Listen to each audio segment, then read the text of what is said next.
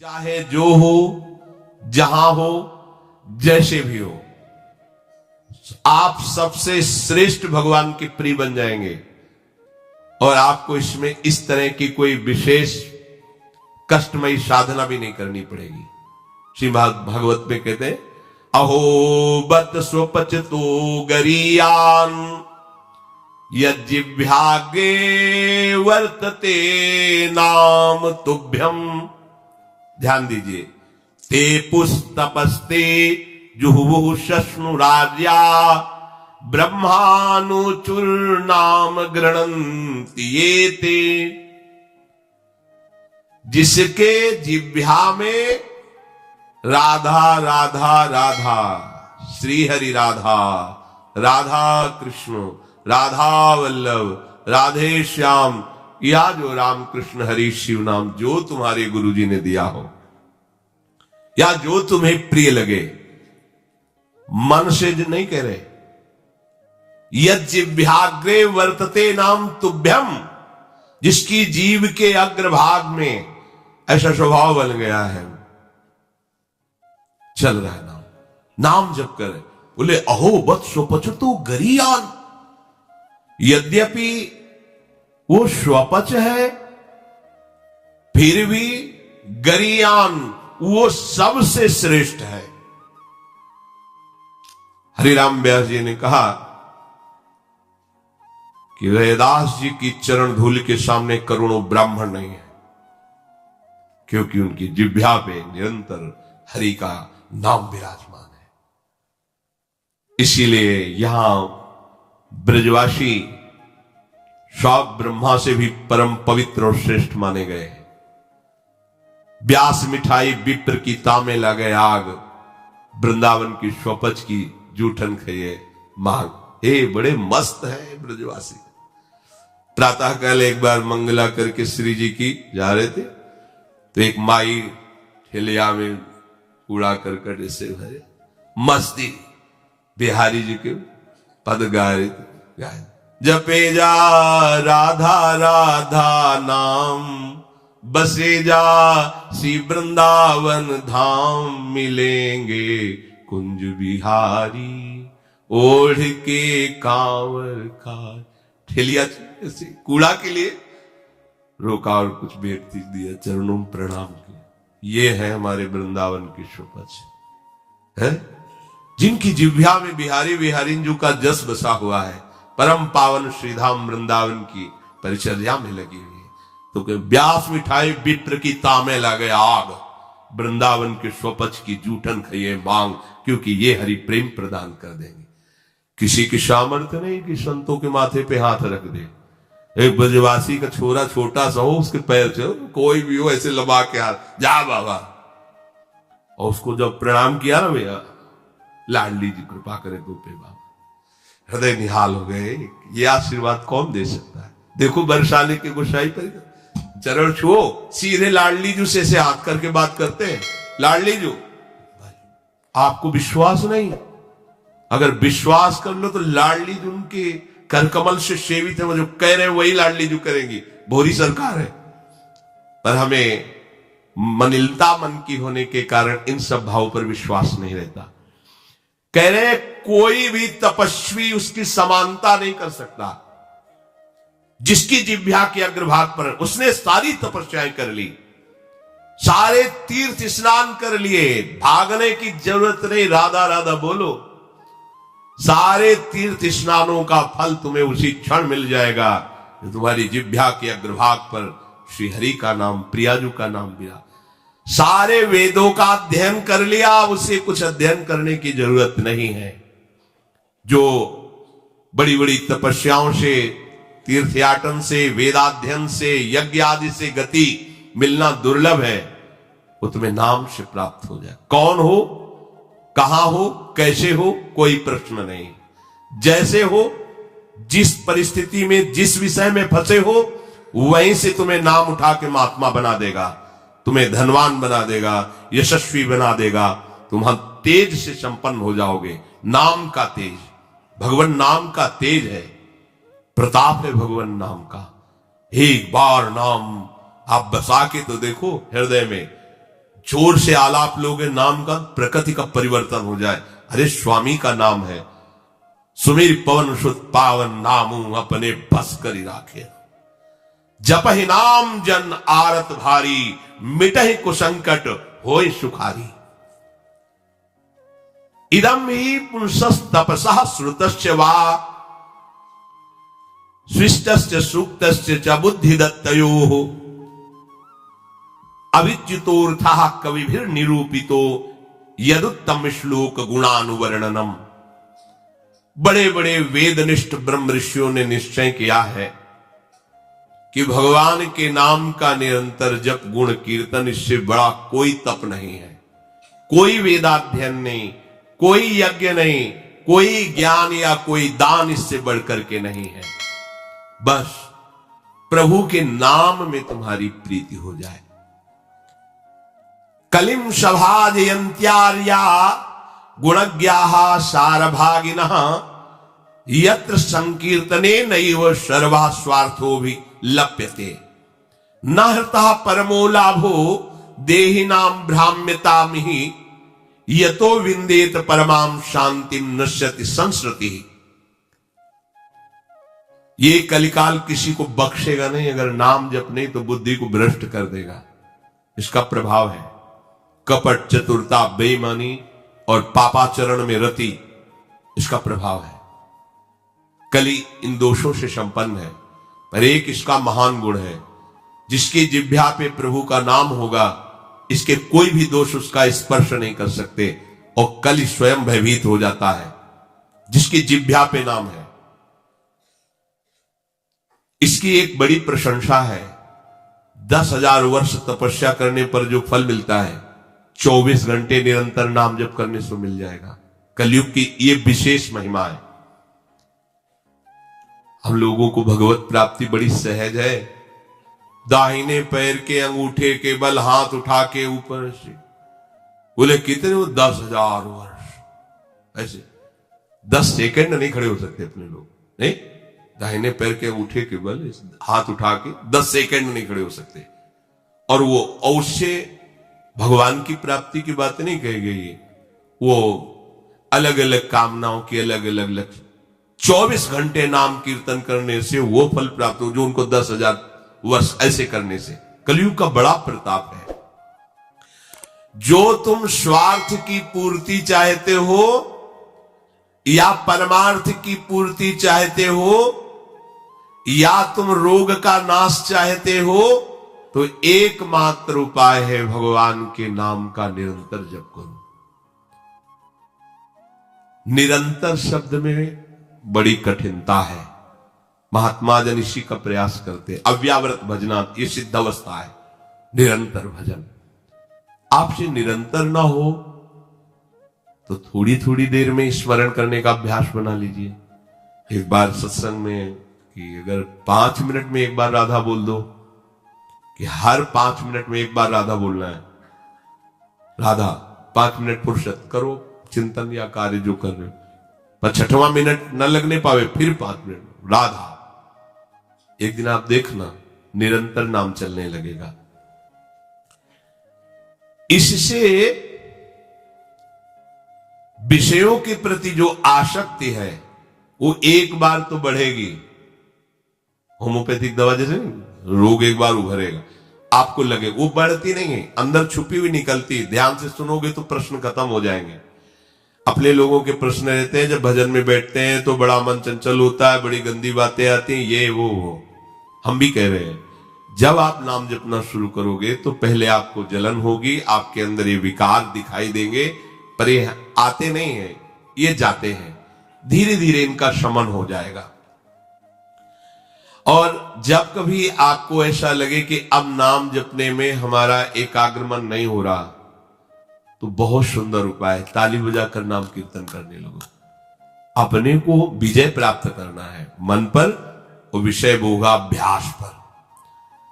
और ये ऐसा नहीं कि ये नाचना गाना ये सब है, ऐसा नहीं, इससे भगवान की प्राप्ति हो जाती है। जितने बड़े बड़े महान भक्त हुए सब नृत्य करते थे।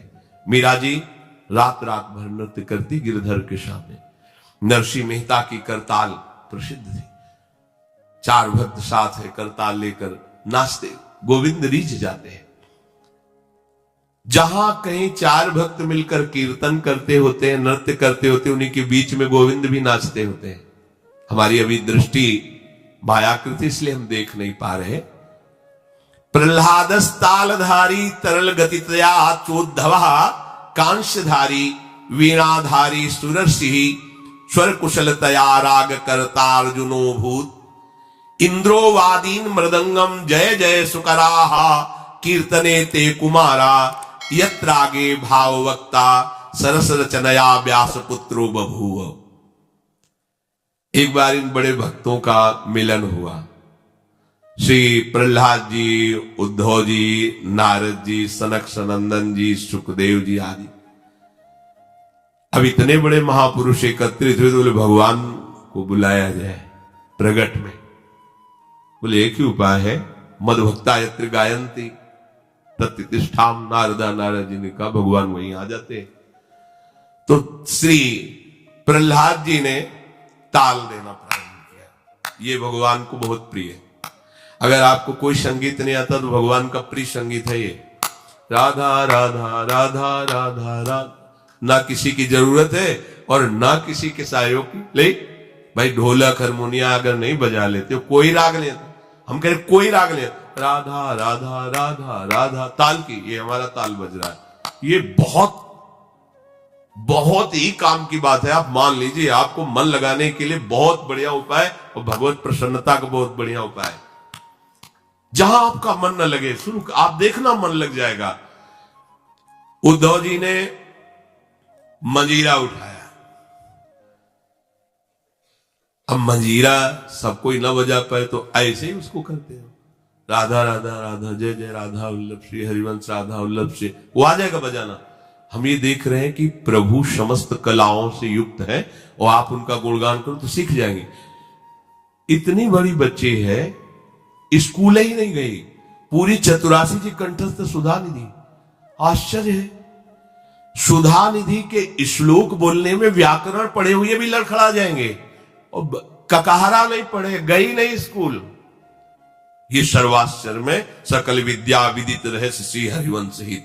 हमारी स्वामिनी सकल विद्या विदित है, आश्रय निर्मल हृदय ने लिया, वाणी प्रकाशित है। श्री चतुरासी जी कंठ। हम तो आश्चर्य, पर सर्वाश्चर्य में स्वामिनी जो, इसलिए क्या नहीं आपको ज्ञान हो जाएगा। आपको क्या पता नहीं चल जाएगा। जब प्रभु का पता चल गया तो सब उन्हीं में समाये हुए, सब ज्ञान आ जाएंगे। श्री उद्धव जी ने मंजीरा उठाया और नारद जी का प्रसिद्ध वाद्य यंत्र तो वीणा जी है ही, और अर्जुन जी राग आलापने लगे। इंद्र ने मृदंग बजाना शुरू किया। सनक सनंदन बीच बीच में जय हो, ये कोई हंसी मजाक नहीं, जैसे कीर्तन में आप लोग बोलते हैं जय हो जय हो जय हो, आप बोलते ना, ये साधारण बात नहीं है। भगवान बहुत प्रसन्न होते हैं इससे। बोले ये सनक सनंदन सनातन सनत कुमार बीच में नाम कीर्तन में जय ध्वनि बोलने लगे, जय हो जय हो। और सुखदेव जी भावभंगियां प्रकट करने लगे। जीव ही एक कीर्तन और नृत्य हुआ तो बीच में देखा प्रभु प्रकाशित हो गए। तासा मावीर भूत छोरी स्मयमान मुखानुजा पीतांबर धरासरग भी साक्षात मन। और वो भी कोई खड़े ले हुए, वो भी तो नटवर नागर है, सकल कलाओं में प्रवीण। तो प्रभु नृत्य कर रहे, भक्त जन आसपास मृदंग में। कैसा आनंद! ये जो आनंद आपको आता है, तो आनंद कौन है जानते हो? श्री कृष्ण। सच्चिदानंद रूपाय, उनका रूप क्या है? आनंद। आपके हृदय में उमगन, सबके हृदय में भगवान आ रहे हैं। पर बोले हमारा अनुभव नहीं हो रहा, मलिन यंत्र है, यही करते रहो। थोड़ा आनंद आया ना, अब पूरा आनंद आ जाएगा। और जिस दिन पूरा आनंद आया, उस दिन से फिर तुम्हें कोई घसीट नहीं पाएगा। माया का जो आकर्षण है। भगवत आदि पुरुषस्य नारायणस्य नामोच्चारण मात्रे निर्धूत कलिर्भवति। जो प्रभु श्री हरि का नाम उच्चारण मात्र करता रहता है, कोई भी कलयुग का दोष उसके अंदर। कलयुग बड़ा सूक्ष्म विषय है। देखो, गर्भ में ही जिनको भगवान का साक्षात्कार हो गया था, वो परीक्षित महाराज देखा कि एक जो शूद्रवत आचरण करने वाला पैर से मार रहा है, डंडों से मार रहा है बैल, बीच बीच में लात। ये ध्यान रखो, किसी को भी पैर से कभी, सब में श्री भगवान है, कभी ऐसा दंड विधान किसी के लिए हो जैसा, पर ऐसे सहज में किसी को अपने पैर न लगे। अपने लोगों का परमार्थ है ना, कोई अगर लेटा हुआ है तो उससे नांगने की जरूरत नहीं, घूम के भले चले जाओ, उससे प्रार्थना करो कि आप पैर हटा लीजिए। ये ऐसे किसी को नांगना, किसी के पैर मारना, ये सब गंदे आचरणों में आता है। ये भक्तों के द्वारा ऐसा नहीं होता है। हमें तो आश्चर्य हुआ, पूज्य श्री चंद्रशेखर बाबा के एक जो अंग सेवी थे, उन्होंने बताया कि बाबा का श्री चरण एक बार हमारी पादुका को छू गया तो बाबा पादुका को ऐसे छू के ऐसे, हम कहा अरे बाबा हम मर गए, ये क्या हमारी पादुका? बोले अब तुम थोड़ी हो, तुम तो हरि के शरणागत वैष्णव हो गए। अब वैष्णव की पादुका पूज्य होती है, उसमें पैर कैसे?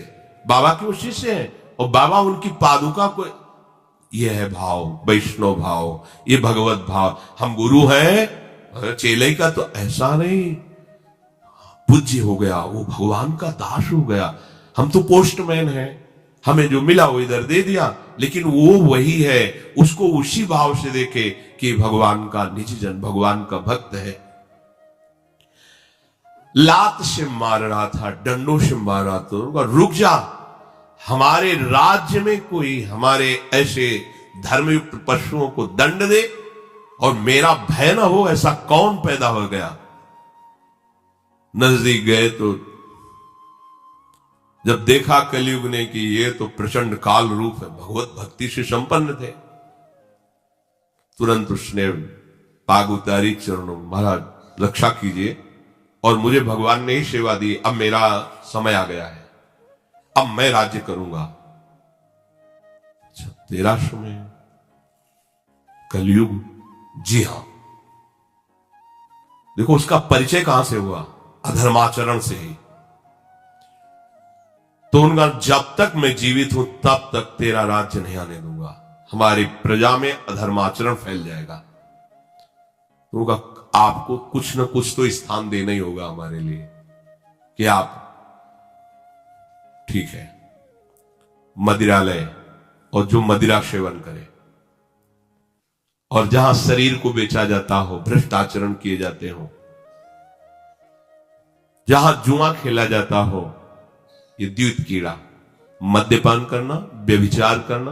व्यभिचार उसे ही कहते हैं जो धर्म से रहित काम संभोग होता है, जो अपनी एक पत्नी व्रत रहकर भगवान की भावना से संतानोत्पत्ति की क्रिया, वो से व्यभिचार नहीं कहते हैं, वो दोष युक्त नहीं, गृहस्थ धर्म के अंतर्गत है। लेकिन जो अन्य ऐसी भावना कलयुग को आदेश दिया कि आप रह सकते हो उसके, जो मदिरा पीता है, जो भ्रष्टाचरण करता है और जो मांस खाता है और जो देव कीड़ा करता है, आप, क्योंकि वहां कोई ऐसा करता ही नहीं था, यहां रह सकते हो।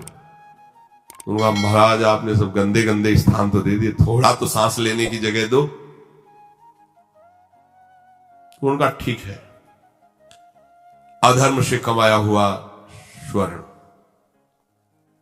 उस पर तुम्हारा वाद, वो खुश हो गया, हाँ हाँ ठीक है महाराज, आपकी आज्ञा के विरुद्ध बिल्कुल नहीं चलूंगा। चले आए।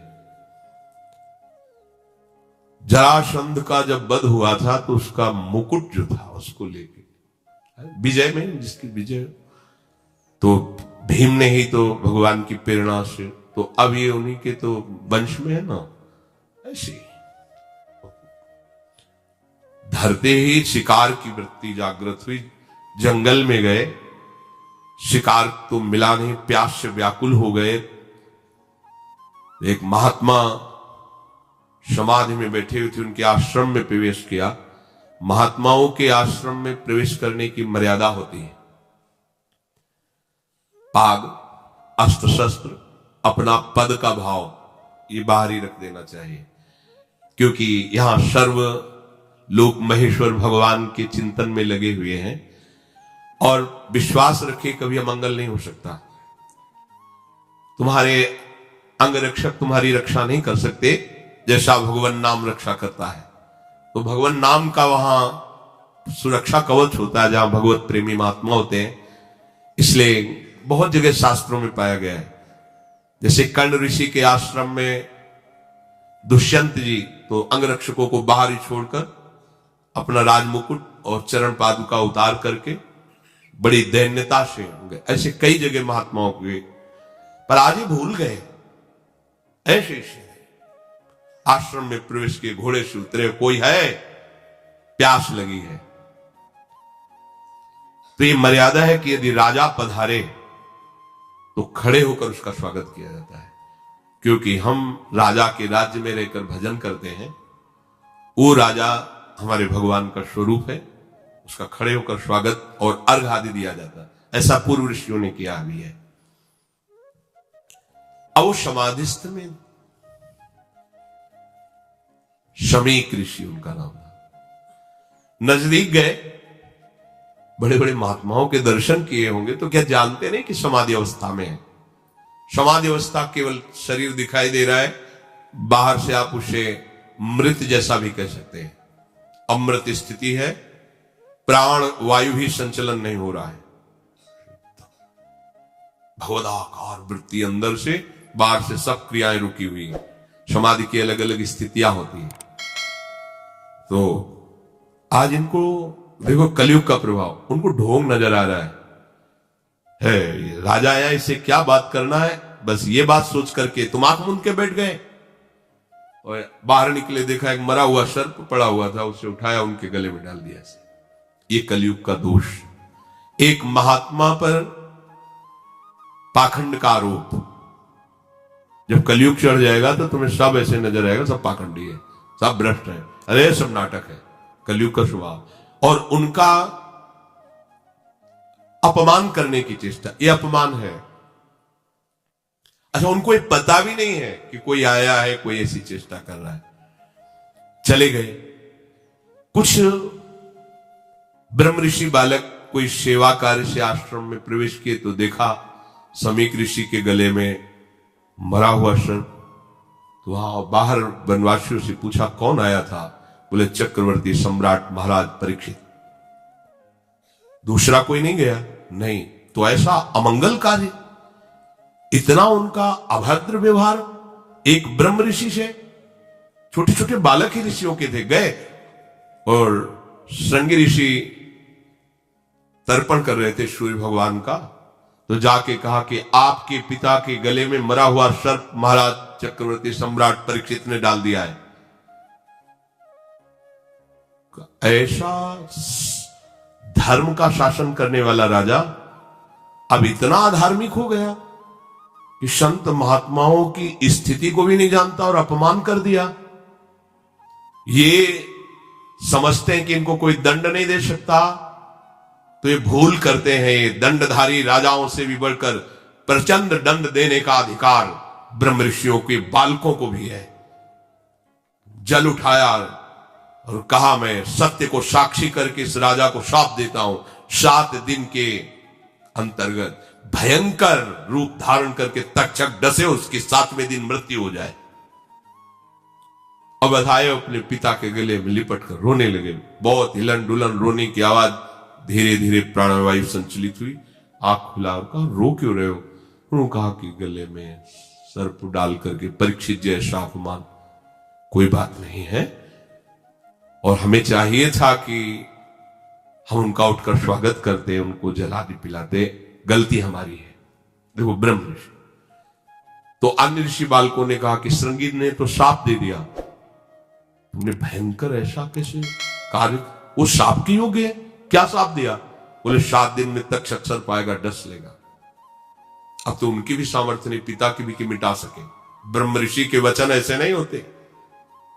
तो ना ब्रह्मणत्व रह गया, ना तपस्या रह गई, न भजन रह गया है, ना भाव रह गया है। दिन भर हम झूठ बोलते रहते तो हम कुछ भी बोले क्या लागू होगा? जो सत्य का चिंतन करता है, ब्रह्मचर्य से रहता है, सत्यवाणी बोलता है, वो आज भी बोल दे तो वैसे ही हो जाएगा जैसा बोलेगा। एक बालक के वचन को ब्रह्म ऋषि भी नहीं मिटा सकते। अपने शिष्यों को भेजा, जाओ निवेदन करो महाराज परीक्षित को। उधर हो गए, जीव ही मुकुट उतार कर ये क्या हो गया, मेरे द्वारा ये क्या, हाय हाय मच गया हृदय में। मैं किसी महात्मा के साथ ऐसा व्यवहार कैसे कर सकता हूं, भगवान मुझे दंड दे। ये है धर्मात्मा का, भगवान मुझे दंड दे, बिल्कुल क्षमा न करे। इतने में ऋषि के शिष्य पहुंच जाते हैं और कहा महाराज आपको एक सूचना है, बड़ी अशुभ सूचना है। आपके द्वारा जो कृत्य हुआ उसका दंड विधान संज्ञ ऋषि ने कर दिया है। आज के 7वें दिन तक्षक सर्प आपको डसेगा, आप अपना उपाय कर लीजिए। कल्याण का, बचने का तो कोई उपाय ही नहीं है।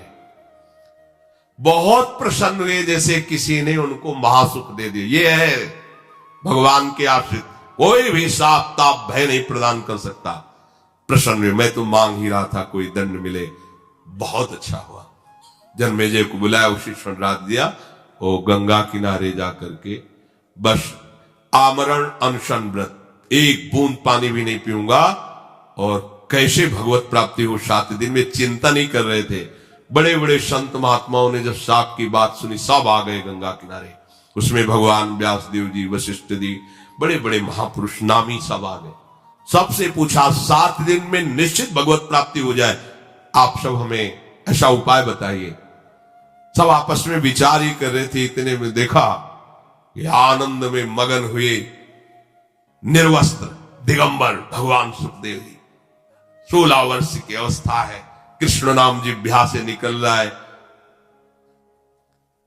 जीव ही आए सब खड़े कैसे 7 दिन में भगवत प्राप्ति। बोले 7 दिन के पहले ही तुम्हें हम साक्षात्कार करवा देंगे। श्रीमद् भागवत श्रवण कराया और पूछा बेटा परीक्षित, तुम्हें इस समय क्या तक्षक से डर है?